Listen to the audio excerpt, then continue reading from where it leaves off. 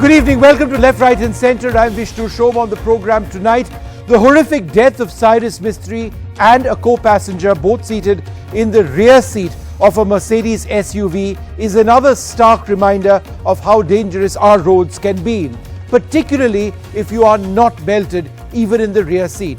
Think about it. 1.55 lakh lives were lost in road crashes last year in India, and yet how often do we actually talk about this? On the show tonight, a reality check on the impact of road accidents in India, not just on the lives of families, but on the foundations of even our economic growth. Also on the show tonight, a very special interview with Mukund Rajan, the brand custodian of the Tatas during the years when Cyrus Mistry was chairperson. He tells us about his experiences in working with Cyrus Mistry and what this loss means to him. But first, the video that you see here is of the interior of the Mercedes GLC sports utility vehicle that Cyrus Mistry was in when he was killed in a car crash along with a fellow passenger yesterday. Both of the deceased were in the back seat of the vehicle. As you can see here, the airbags of the vehicle deployed upon impact as they were designed to do. So let's freeze this video that you just saw and point out the airbags which were in fact deployed. There are 4 airbags here. The white, 2 airbags deployed to help save the front passengers. The blue side curtain airbags also deployed as designed. Now these curtain airbags appear to have deployed on only one side. Let's go to the next image. The curtain airbags appear to have deployed on only one side of the car, which would indicate that the sensors detected stresses on only one side, that side where you see the circles. But the key point to remember is this: airbags alone do not save lives. Airbags in vehicles are considered a supplemental restraint system, or SRS. They work only in conjunction with seat belts. From what we know, the passengers in the back of the car, both of whom were killed, were not wearing seat belts. Now, why should you wear seat belts in the rear of the car? Why? Because seat belts do save lives, even if you're in the back of a vehicle. No one seems to care about this in India. And let's face it, very few of us do wear seat belts in the back. You're playing potentially with your lives. The video that we show you here shows the accident, or this accident, at a speed of 40 kilometers. Those are dummies in that vehicle. See what happens to that passenger not wearing a seatbelt from the rear in an impact which is just at the speed of 40 kilometers. Now on the opposite side, this passenger, the dummy in the back, is wearing a seatbelt, completely controlled, right, and remains secure. And the difference between the two is absolutely stark. This is just at a speed of 40 kilometers. This is what can happen to a passenger in the back not wearing a seatbelt. Now some say all of this reflects how poorly we value life in our country. Others say this has to do with gross negligence by successive governments. The fact is that India has some of the worst accident rates in the world, according to the latest government data, and this is really striking. 1.55 lakh lives were lost in road crashes last year in India.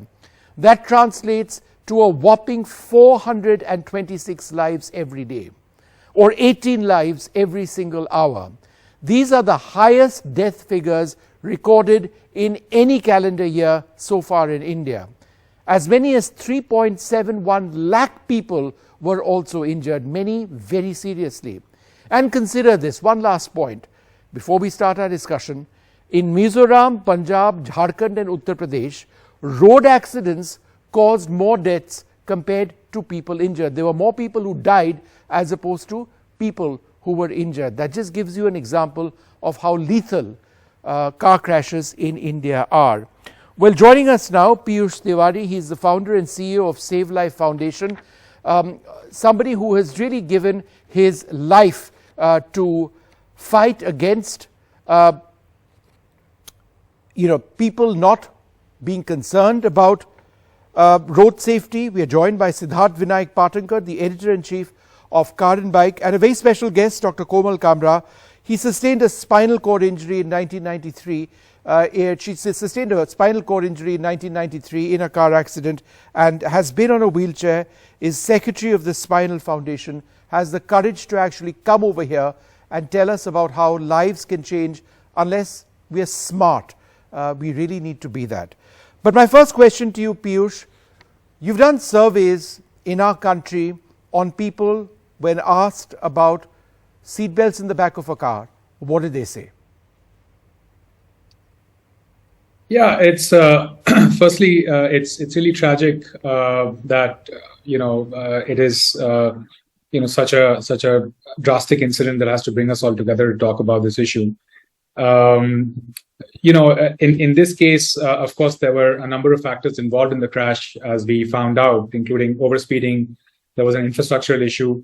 But despite all of those, we believe that the passengers may have survived if there was usage of seatbelt. Now, when we conducted a national survey in 2019, only 7% of the people surveyed admitted to using a rear seatbelt, and that too only when they were on highways. Otherwise, across the board, there was non-usage and there was non-compliance, and there was a big issue on that front. And this kind of correlates to all the crash investigation work that our team has conducted on highways and expressways across the country forensically, where 35% of all deaths investigated by us on highways involve non-usage of seatbelt, especially in the rear. And we've had cases where passengers have gone and collided with interior of the vehicle, with fellow passengers. In many cases, they've been ejected far away from the vehicle. So it's quite a drastic situation, and the correlated effort that is required to control this in terms of compliance has been largely missing, as we have seen so far.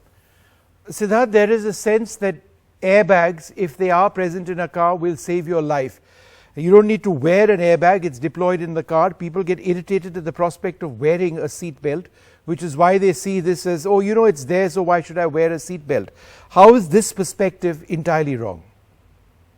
It is absolutely wrong, Vishnu. Good evening. And you're right that, there is a complete lack of awareness around this. It's staggering because I have to say, even the automobile industry has been talking about this quite vocally. You do see it even at the dealership level. I won't, of course, say this is across the board, across all brands.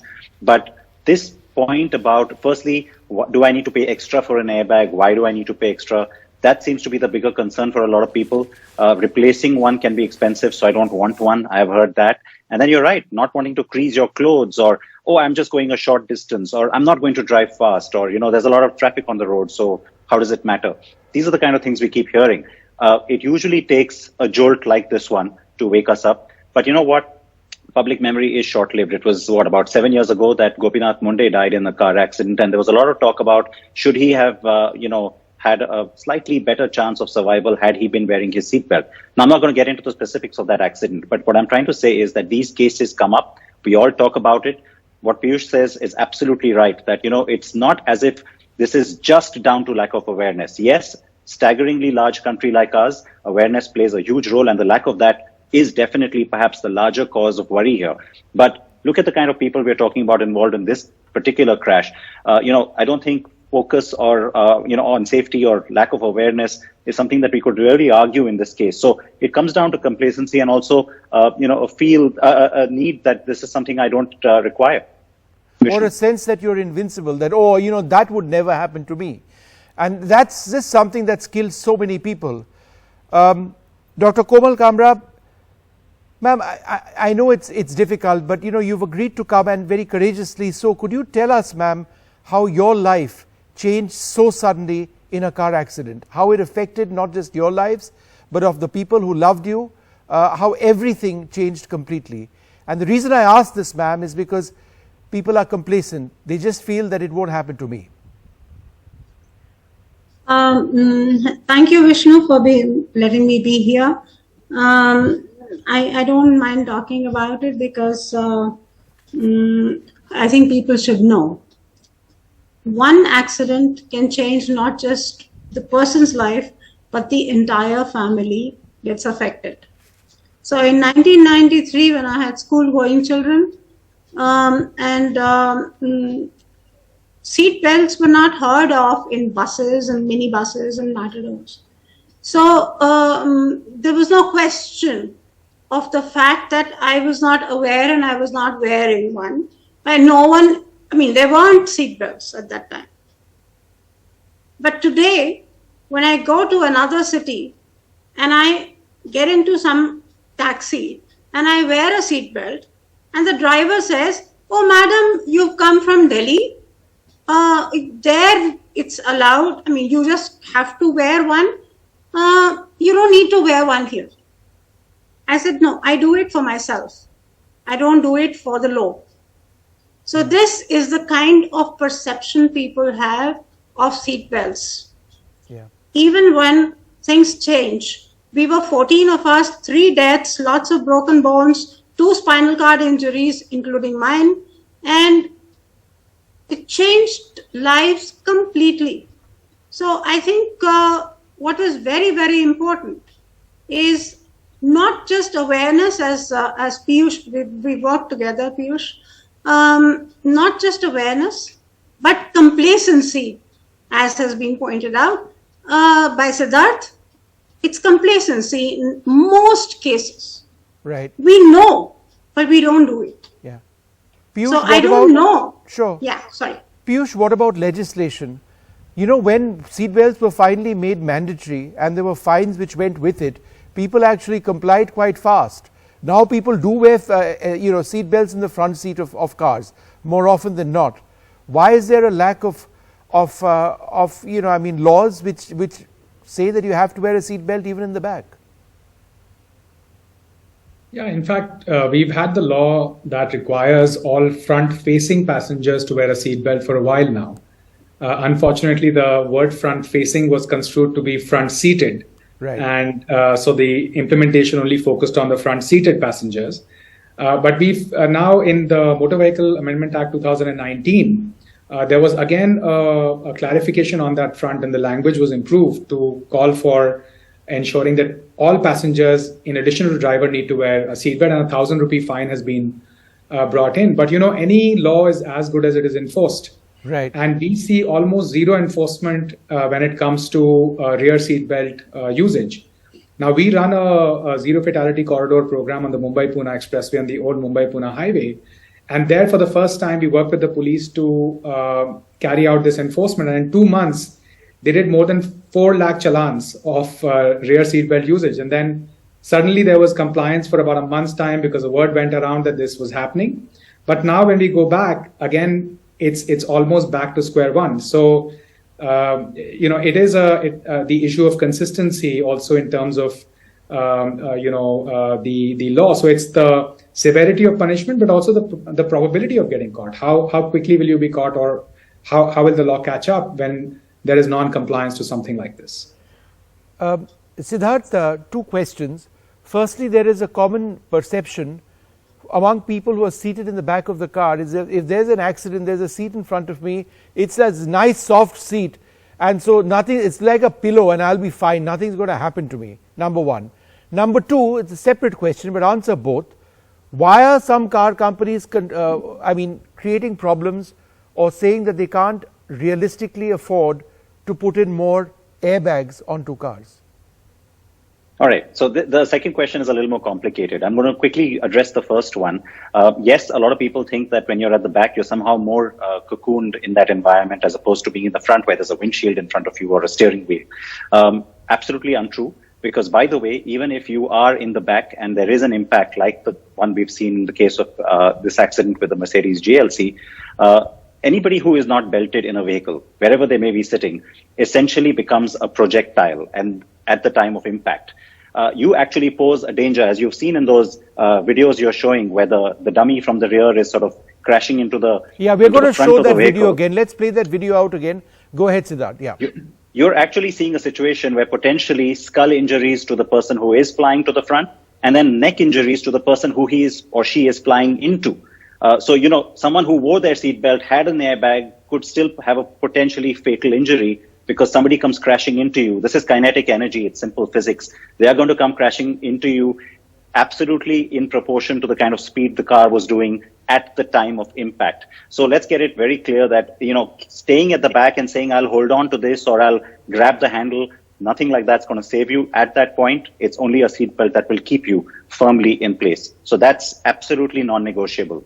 When it comes to the airbags, side or curtain airbags, as we've seen in this case, they have a very specific role to play, Vishnu. And, there are some cars which even have a frontal airbag for a rear passenger, like an S-Class or a Rolls-Royce. These are very, very high-end cars. So let's not talk about those because those aren't your typical, average cars, even in a global context. But the cars that do have a side impact protection or a side curtain airbag, the reason that's there is because in the case of a side impact, there are different lateral forces at play, and you tend to sort of rock from side to side. That's the kind of injury you're going to sustain. You're going to hit some part of the side of your body or your skull.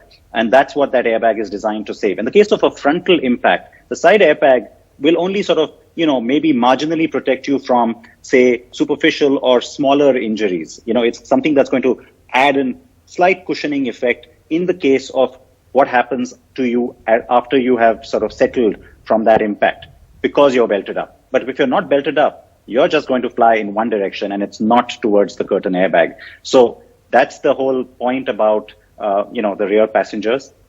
On the point about 6 airbags, look, it is a cost issue, but as we have proved, and I think that I have been very vocal on this and we've been sort of campaigning on this on our show and on this channel as well for years. When you talk about safety and you add awareness to it, people are willing to make the payment of that extra equipment. This whole notion that people don't want to pay for this, it requires a lot of awareness. That said, if you make it standard, the only worry is that if you don't have seatbelt compliance, but you have 6 airbags, you're lulling people into thinking, oh, I paid extra for this car, it's now very safe. And then you don't actually do the things you're supposed to do as a car user.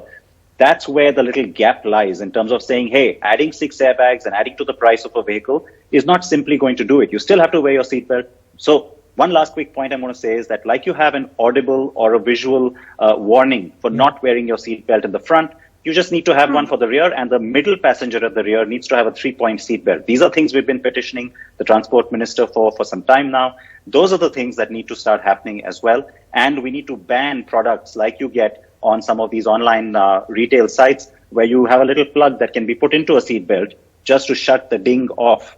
Right. That's again something, or a T-shirt with a seatbelt printed across it. Those are the things we have to be careful about as well. It's got to be a concerted effort, Vishnu. Dr. Kamra, does it strike you that there is no value at all for lives in this country, that we should be having this conversation? And Piyush and I have been having this conversation for more than a decade, 15 odd years or so. Every couple of years we talk about it. Then we started doing this every single year, running campaigns. And the fact of the matter is these numbers keep rising. There's no value to life. It almost sounds absurd to say that, but statistically it would appear to be correct. Absolutely. Vishnu, many times it angers me when people write in the print media or anywhere, half a dozen people died. Are you talking about lives or are you talking about bananas? I mean, what do you mean by half a dozen? So that's the kind of value we have for lives. One life in an entire family goes and the entire family equation changes.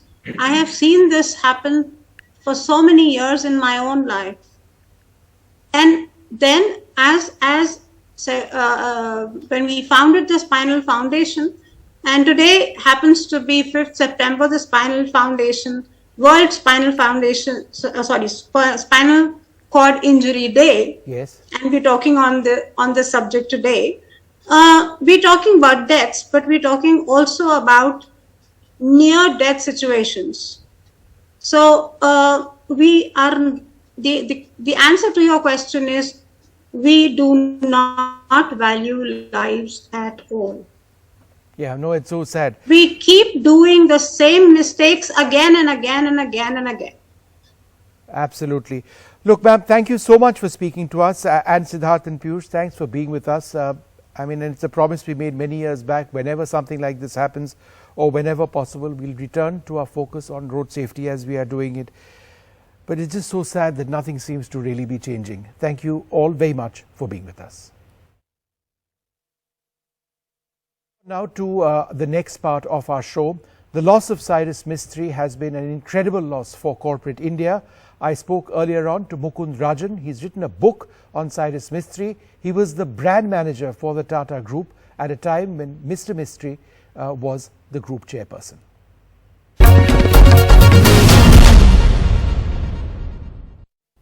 Well, the death of Cyrus Mistry in that horrific car accident is an incredible loss to corporate India. Joining us now, somebody who knows him, who's known him very well, who's worked with him very closely, Mukund Rajan. Mr. Rajan was the brand custodian and member of the Group Executive Council in the Tatas and worked under Cyrus Mistry very, very closely.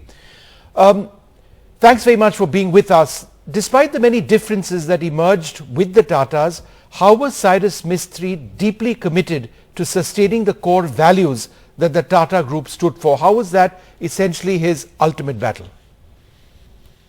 Well, in all my interactions with him, in discussing what needed to be done to present the Tata brand to all our stakeholders, I felt that Cyrus was somebody who deeply cared about the brand. He cared about the kind of legacy that he had been entrusted with and the way in which the future would view his role and the way in which he had helped to shape the Tata Group. Never did I once see an occasion when he would compromise on core values. Just to give you a couple of illustrations, there was once a discussion about opportunities in the continent of Africa, in some states where clearly there were compromises expected from a group like ours. He preferred to walk away from business rather than allow any possible hint of a taint to attach to the way in which we approached business opportunities in other countries. Yeah.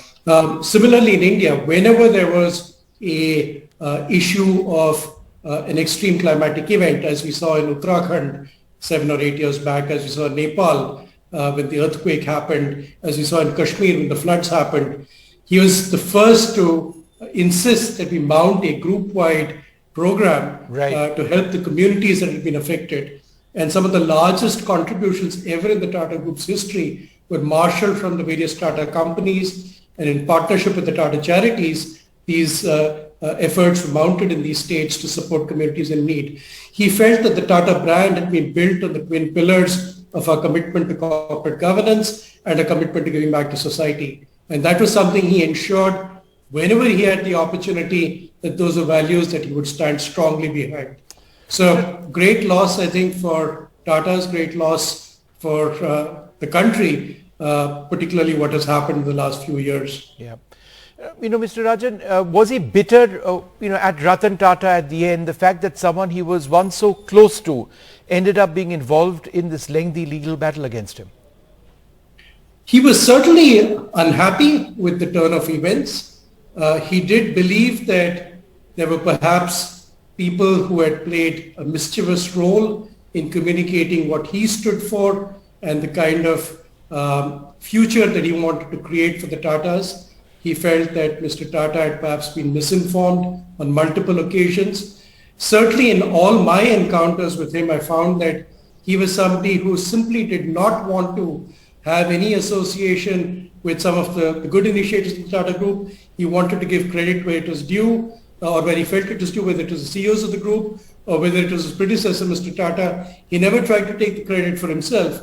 And he was astounded when there were suggestions that perhaps people in Mr. Tata's close group felt that he was trying to take the group in a different direction, trying to get credit for himself, perhaps change things and change the values of the group in a manner that Mr. Tata would not approve of. And I think that started the set of issues that we then saw, which eventually led to his separation from the group and then the lengthy court cases. Yep. The court cases themselves tell a story. I think he was very keen to clear his name, to demonstrate that whatever he did was in the best interest of the Tatas. And I think till the end, he was fighting to really establish that he had a point of view which could not be ignored by key stakeholders of the Tatas. So was the legal battle essentially about protecting his honor, the fact that he believed that he was very badly wronged? I believe so. Now, in your book, Brand Custodian, you've described Cyrus Mistry as somebody who wasn't insecure, that he was willing to work as part of a team. And, you spoke briefly about it, give credit where it was due. Could you tell us a little bit about that style of working within the Tatas, which you felt was essentially him? I think he was somebody who already had seen power, had seen significant responsibility in his own family's enterprise. When he took on the Tata role, I think he had a very clear sense of what kind of future he wanted to architect. And he was very self-confident. He could very quickly get to the core of a set of issues, understand what kind of challenges a company might be facing, the kind of support the CEOs would need, and then went all out to deliver that to them. Right. Occasionally, there were companies where he didn't find the right leadership in place, and he would take steps in a kind and gentle manner to ease out the leadership and find a replacement. So I think he knew what the group required, and at all times he wanted to do it in lockstep with the kind of values the group is known for. Right, Mr. Rajan. Thank you so much for speaking to us and sharing your thoughts. It is an incredible loss for corporate India and for India at large. A man who at such a young age achieved so much. Thank you very much for speaking to us. Thank you.